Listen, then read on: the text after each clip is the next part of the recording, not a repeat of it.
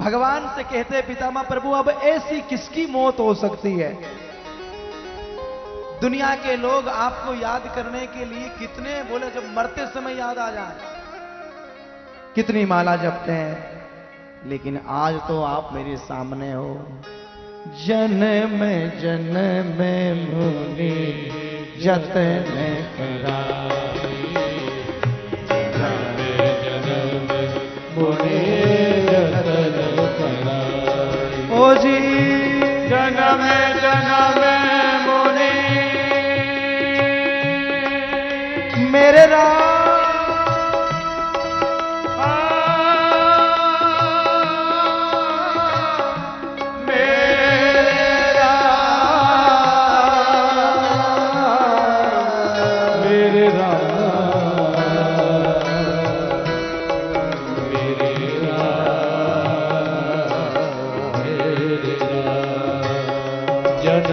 जन्म मुनि जतन कराई, जन्म जन्म मुनि जतन कराई।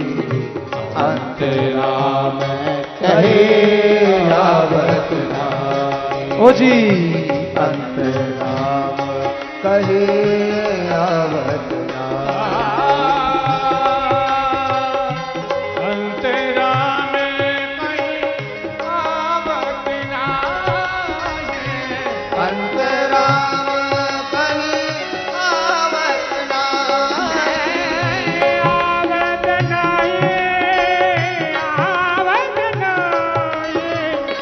आवत नाई, आवत नाई।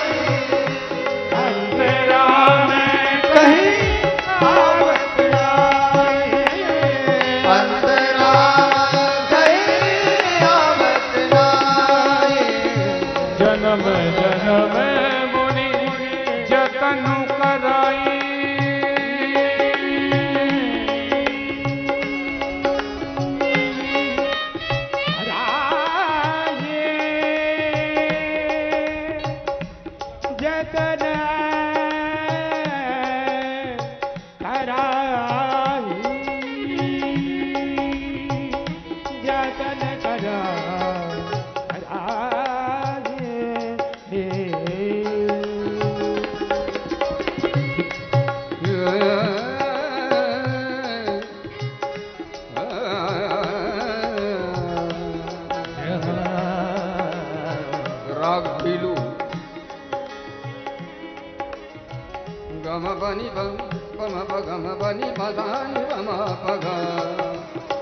बाजरे मुरलिया बाजे, बाजरे मुरलिया बाजे। अधर धर मुरली पर मोहन, अधर धर मुरली पर मोहन। कनक ऊंदरी साजे, बाजर मुरलिया बाजे, बाजर मुरलिया बाजे। दिलदुम दनननननन, दिलदुम दनननननन, दिलदुम दनननननन, दिलगडदम दिलगडदम दिलगडदम दिलगडदम। धुम दननननन, धुम दननननन, धुम दननन। जन्म जन्म मुनि जतन कराई, जन्म जन्म मुनि जतन कराई।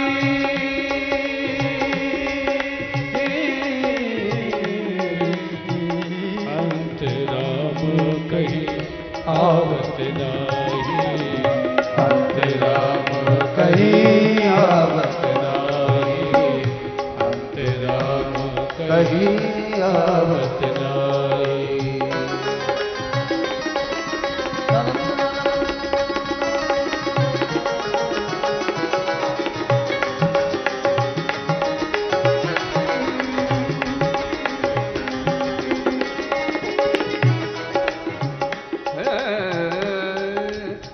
भूल गई राधे राधे। कुछ सुनने वाले बैठे इसलिए मैं कह रहा हूं।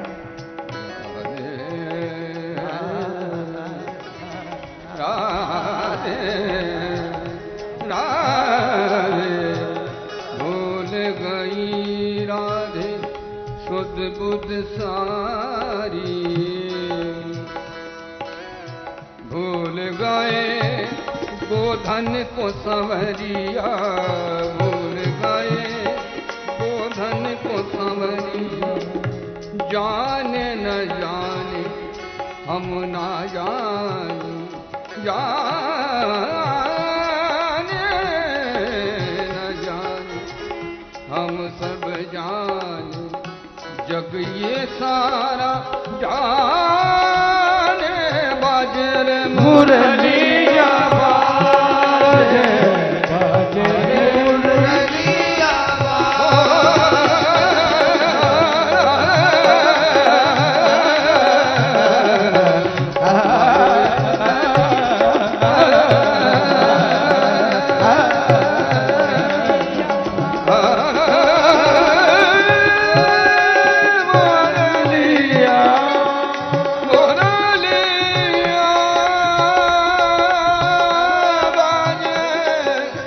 बाजर मुरलिया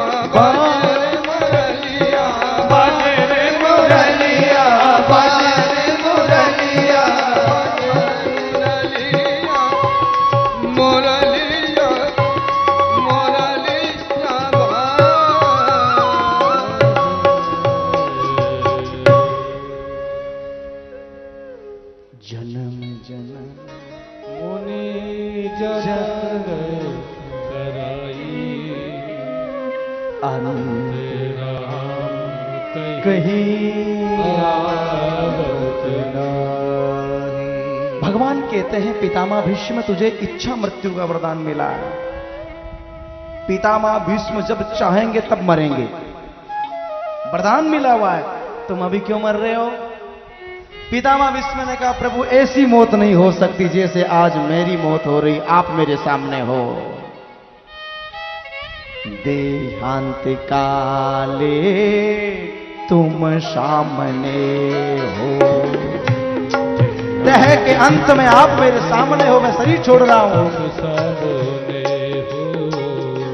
देहांत काले तुम सामने हो, देहांत काले तुम सामने हो।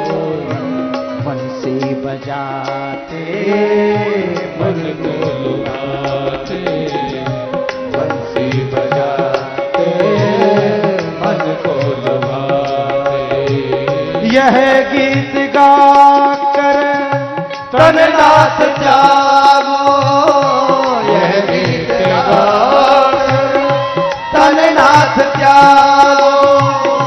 गोविंद गावो माधवी, गोविंद गावो माधवी। श्री कृष्ण गोविंद हरे मुरारी, गोविंद हरे मुरारी। हे नाथ नारायण वासुदेव, हे नारायण वासुदेव।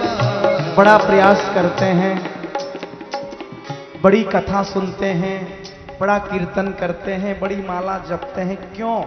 कि अंत समय में भगवान की याद आ जाए, अंत में याद आए तो गति हो जाए, इसलिए बड़ा वर्णन। आज पितामह भीष्म ने पंचभौतिक शरीर को छोड़ दिया, पांडव रोने लगे।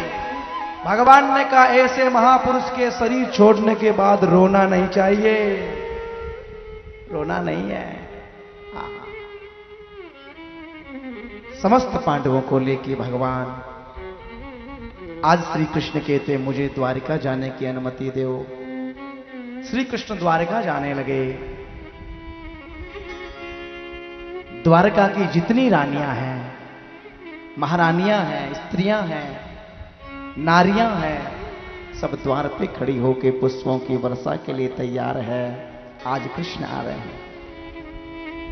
प्रसादा शिखरारूढ़ा गुरुनार्यो दृद्रक्षया प्रवसुमुकुज में कृष्णा प्रेम बीड़ा मृताक्षणा।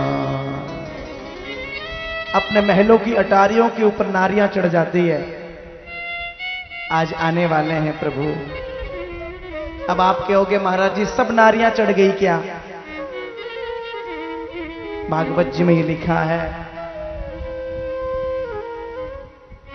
जो कुलवती नारियां हैं, कुल नारियो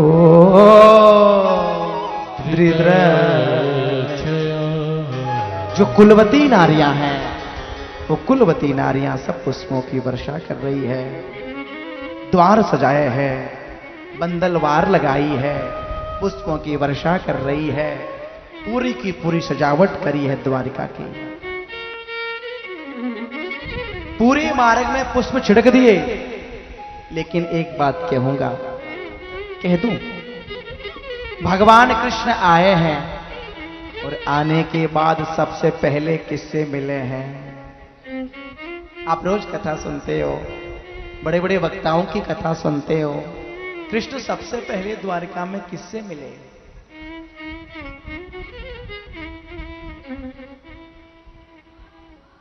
अरे यहां तो सब वक्ता बैठी है, मेरी माताएं, सबको पता है। भगवान कृष्ण सबसे पहले अपनी मां से मिले हैं। मां के नी से मुंह मीठा हो जाता है। मां मां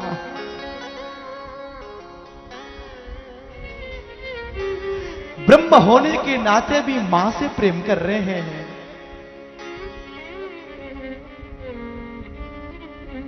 सबको भूल जाना, लेकिन सज्जनों कथा सुन रहे हो, अपने मां बाप को मत भूलना। ब्रह्म होने के नाते भी मां के चरणों में बैठा है और मां को प्रणाम कर।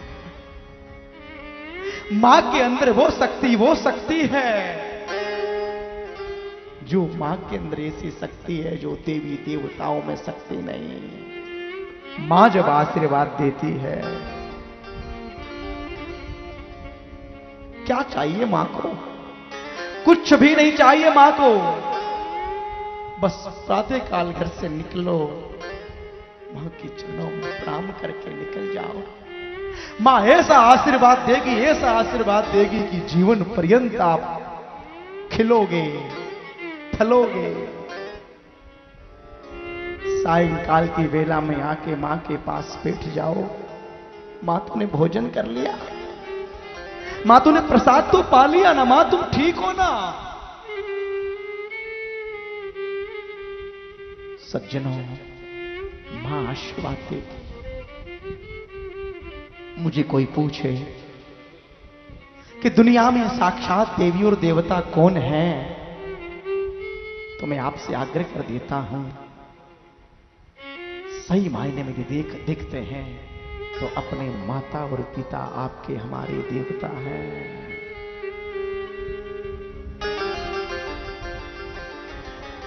मां को कभी मत भूलना।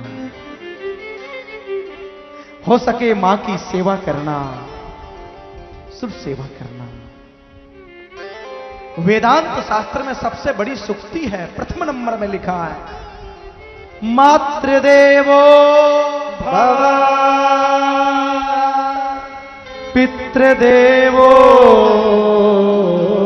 भव। पहला नंबर मां का है, दूसरा नंबर अपने पिताश्री का है, हम लोगों का नंबर तीसरा आता है। जहां तुम माथा टेकने आते हो संतों के, गुरुजनों के, महात्माओं के, इनका नंबर तीसरा है। आचार्य देवो भव। माता पिता गुरुजनों की सेवा।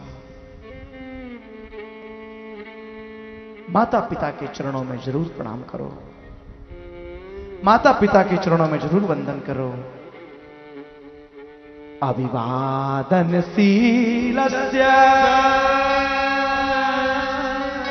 नित्यं वृद्धोपसेन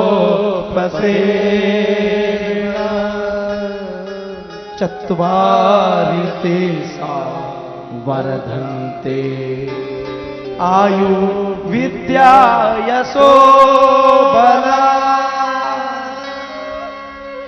अपने जो बड़े गुरुजन हैं, माता पिता है, उनके चरणों में प्रणाम करने से 4 चीजें बढ़ती है। चत्वारि तेषाम वर्धन्ते, कौन कौन सी बोले? आयु।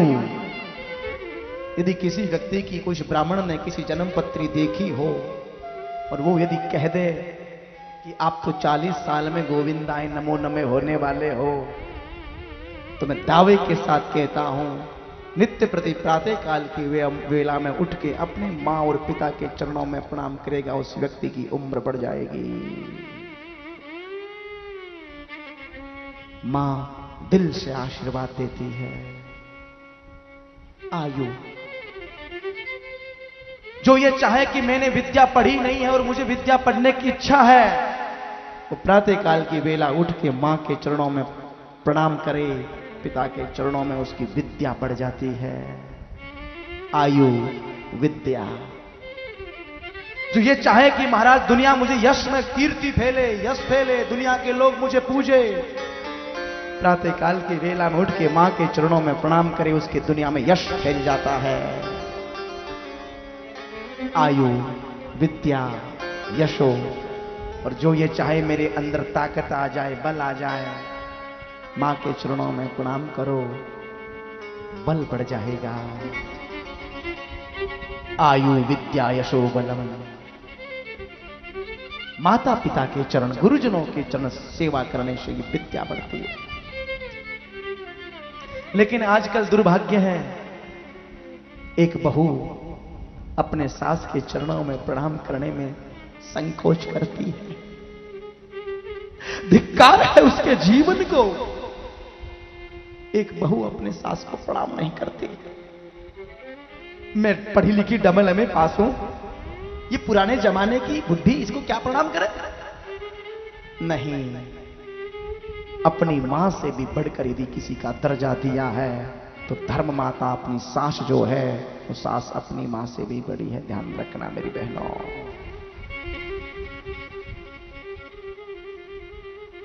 घर में सास का आदर करे, सम्मान करे। जो बहू सास का सम्मान करेगी, उसका घर स्वर्ग बन जाएगा, स्वर्ग बन जाएगा। मैं हर कथा में कहता हूं, जगह जगह जाता हूं, हजारों की संख्या में लोग सुनते हैं, उनसे मेरा विशेष आग्रह है, हर एक बेटे से कहता हूं कि अपने पिता का ख्याल करें। सज्जनों तो प्रणाम, लेकिन मां को चाहिए बच्चे को सुंदर शिक्षा दे। माता शत्रु पिता बेरी, ये ने बालो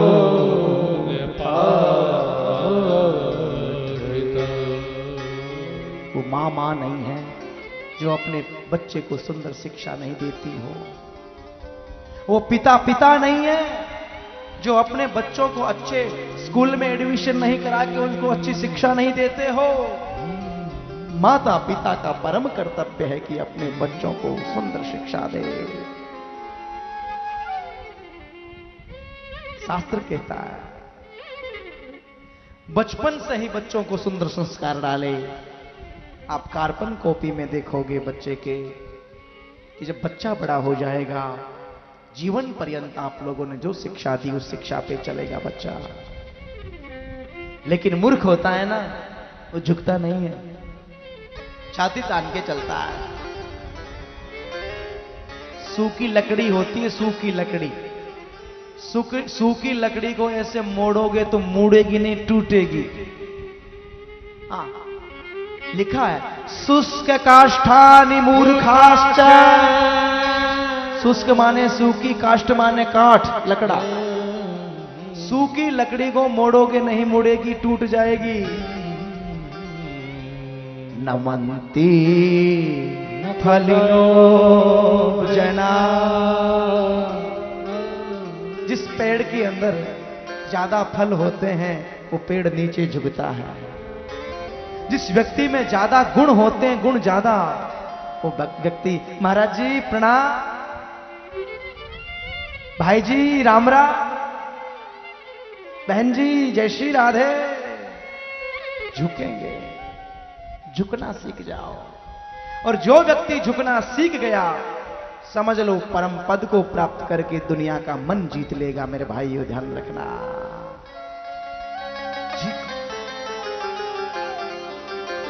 शुष्क काष्ठानि मूर्खाश्च नमन्ति न कदा। मूर्ख होता है वो कभी नमन नहीं करता, किसी को प्रणाम नहीं करता। क्या है, क्या है?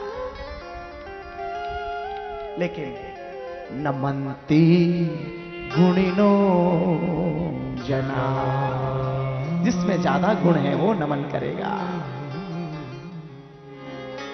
लेकिन मुझे तो ऐसा लगता है कि आजकल की तो प्रणाम की पद्धति लोग भूलते जा रहे हैं। कितना अच्छा लगता है, भाई जी नमन प्रणाम, सेठ जी जय गोपाल, बहन जी राम राम। अच्छा लगता है ना। लेकिन आजकल तो प्रणाम की पद्धति कुछ उल्टी हो गई। हाँ,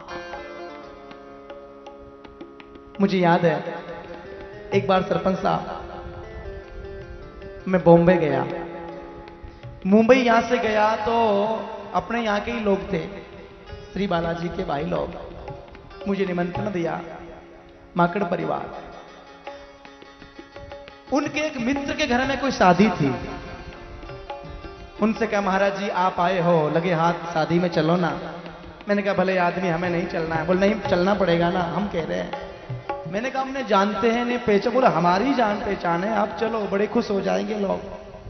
हम उनके साथ चले। अब जैसे ही शादी में महाराज हम गए तो वहां क्या देखते हैं, बहुत बड़े होटल में एक शो हो रहा शादी का, बड़े बड़े लोग आ रहे हैं। होटल के मेन गेट के आगे दो चार बहनें, दो चार भाई लोग खड़े हैं, हाथ में गुलाब का गुलदस्ता लिए हुए। हम जैसे प्रवेश करने लगे, महाराज जी हाय, भैया हाय। मैंने मेरे मित्र से कहा यहां कोई मर गया क्या? बोले महाराज जी शादी जैसा धार्मिक काम है, आप कैसे बोल रहे हो, मर गया या शादी हो रही है? मैंने कहा अरे बड़े भाई, मरने के बाद बोला जाता हाय रे मर गया। हा? और यहां कह रहे देखो कितना अच्छा शब्द है, नमस्कार, नमस्ते।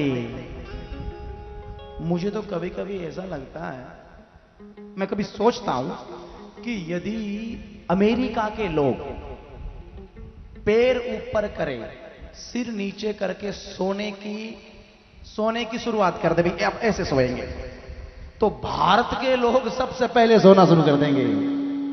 भारत के लोग सबसे पहले उल्टे पैर करके सोना, क्योंकि वो अमेरिका में सो रहे हैं।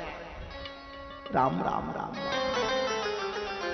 भारतीय हिंदू संस्कृति सनातन धर्म में रह रहे हो मेरे भाइयों, अपनी भाषा से प्यार करो।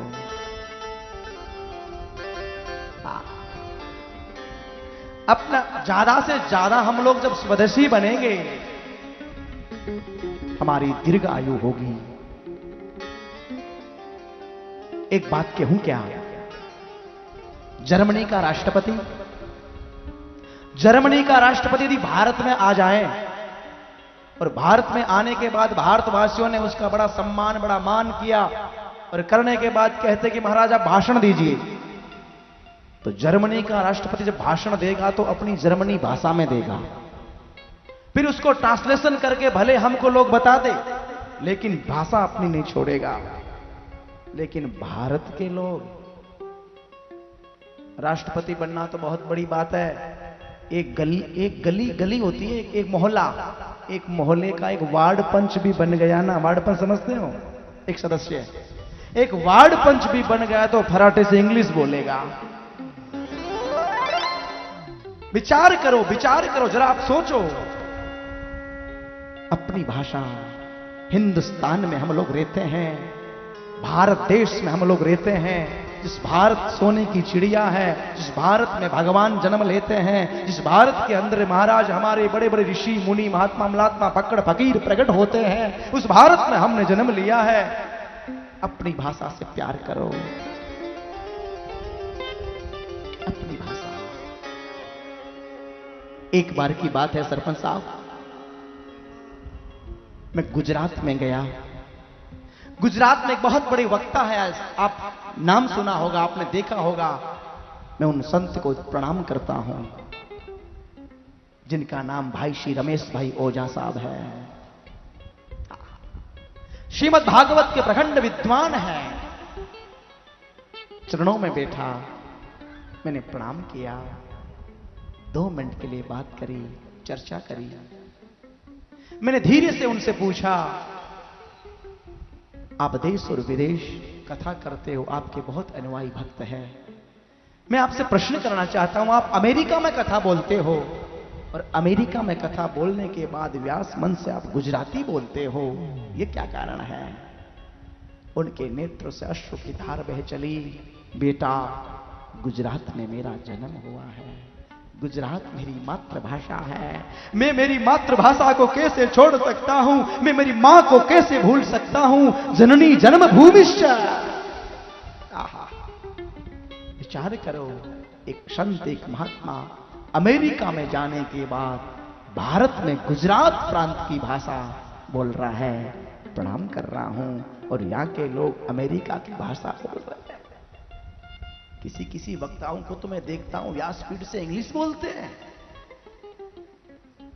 संस्कृत भाषा सबकी जननी है, सबकी मां है, देवों को अधीन है, ये हमारी मां। कहने का भाव इतना ही है सज्जनों कि आप और हम सबके साथ अपनी जन्मभूमि से प्यार करें, अपनी मां से प्यार करें, अपनी मातृभाषा से प्यार करें।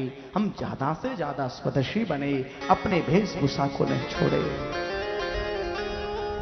अपनी वेशभूषा। आज भगवान श्री कृष्ण हैं,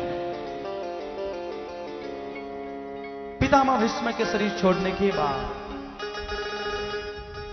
ऐसे महापुरुष के मरने के बाद रोया नहीं जाता, प्रभु का भजन करें। सज्जनों, जिस भक्त को भगवान ने जाके बचाया था, आज उस बालक ने हस्तिनापुर में जन्म लिया है। हस्तिनापुर में जन्म लिया उस बालक ने, उत्तरा के गर्भ से, जिसका नाम परीक्षित है। बालक का जन्म हुआ, व्यास जी ने आके सिर पे हाथ घुमा के नाम परीक्षित रखा। सज्जनों, वंचितो हम महाराजा हरण बंधुरूपिण येन महत्पतम तेजो देव विस्तापनम्। आज श्री कृष्ण द्वारका जाते हैं। अर्जुन कहते हैं, प्रभु आप चले जाओगे, आप चले जाओगे तो हमारी रक्षा सुरक्षा कौन करेगा? पांडवों का सर्वस्व भगवान श्री कृष्ण है, भगवान श्री कृष्ण है। सज्जनों, पांडव लोग प्रस्थान करने लगे। परीक्षित का जन्म हुआ और परीक्षित के पिता ने सुंदर शिक्षा दी है। पांडवों ने कहा, बेटा जीवन में 3 बातों का ध्यान में रखना, और हर एक पिता का परम कर्तव्य बनता है कि अपने पुत्रों को यह शिक्षा दे। परीक्षित को पिता शिक्षा दे रहे हैं, बेटा हमेशा ध्यान रखना, तुम राजा हो। एक तो आंखों के नारायण वास करते हैं। सज्जनों, आप कहोगे तो क्या परीक्षित का मुकुट ये बेईमानी का है? परीक्षित ने जो मुकुट पहना है सोने का, बिल्कुल बेईमानी का है वो, आप सोच लेना। अच्छी कमाई वाला वो पांडवों का नहीं है, वो मुकुट है जरासंध का। जरासंध का मुकुट बेईमानी का होने के कारण परीक्षित के मुखारविंद में कलयुग वास किया। सज्जनों, ऐसा भाव है। आपसे निवेदन करूं, अब महाराज जैसे जंगल में जाने लगे, पता लगा भूख प्यास लगी। एक संत का आश्रम देखा, और एक संत के आश्रम में जैसे ही देखते देखते महाराज, संत का एक शिष्य है जिसका नाम है श्रृंगी ऋषि। समीक मुनि का शिष्य श्रृंगी है, समाधि में है समीक।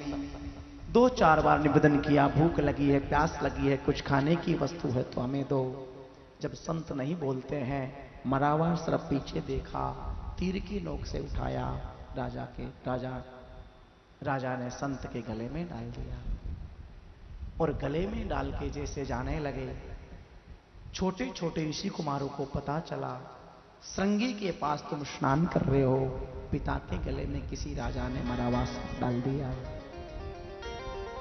उस बालक ने सोचा, ने समझा, और महाराज ऋषि बालक ने हाथ में जल लेके, इति लंघित मर्यादा तक्षके सप्तमे हनी, तक्षके सप्तमे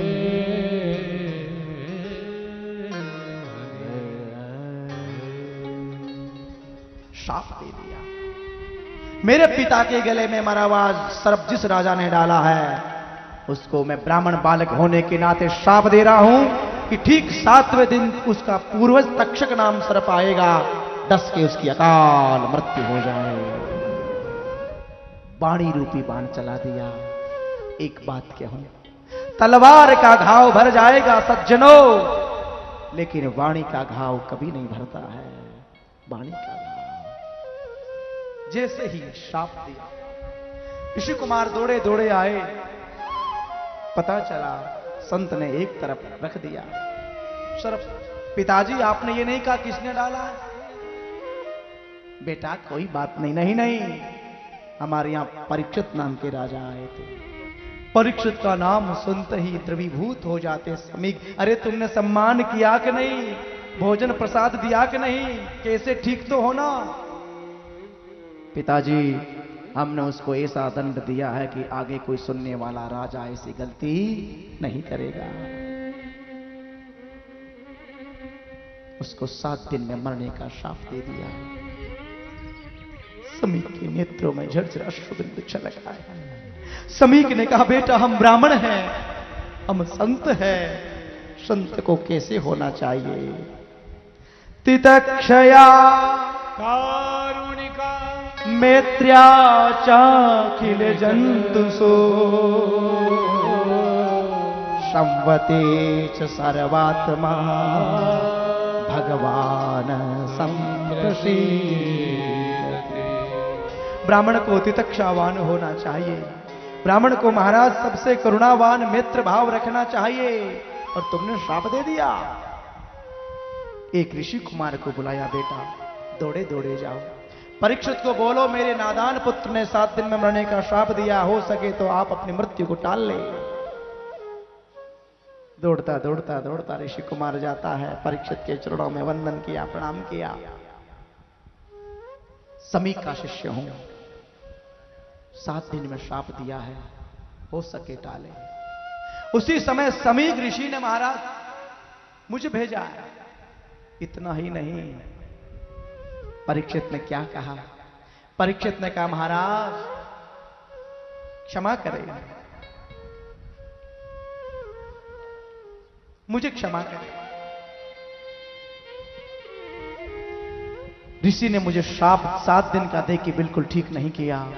मैं कहता हूं मेरी अभी मृत्यु हो जाए, अभी मेरा प्राणांत हो जाए। किसी महात्मा का मैंने अपराध किया है, किसी महात्मा का अपराध किया है मैंने?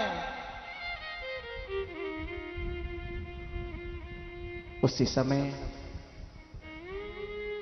परीक्षित जन्मेजय नाम के पुत्र को बुलाया, राजगद्दी पे बिठाया।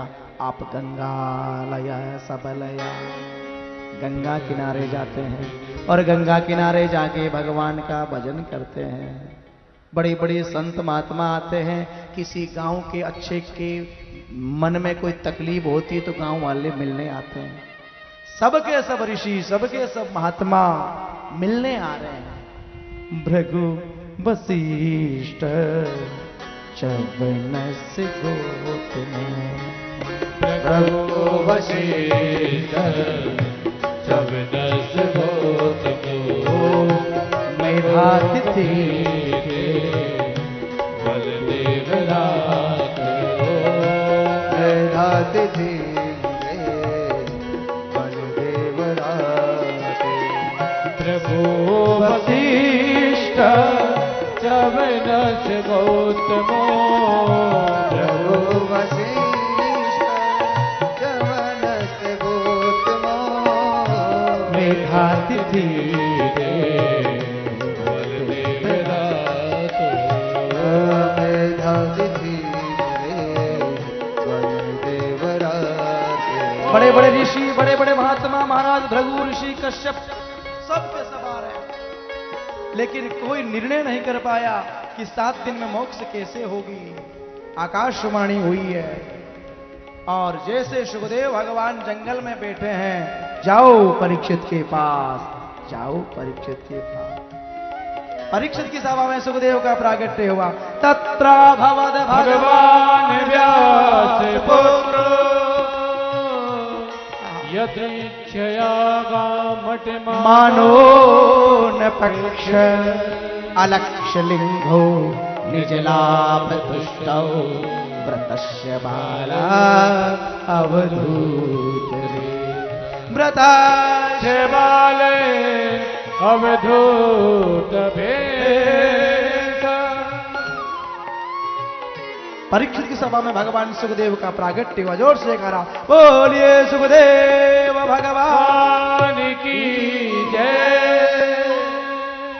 परीक्षित की सभा में सुखदेव भगवान का प्रागट्य हो गया। अब सुखदेव भगवान परीक्षित को सुंदर भागवत की कथा शायद सुनाएंगे। उससे पहले परीक्षित पूजन करेंगे सुखदेव भगवान का। पूजन के बाद में सुंदर उनकी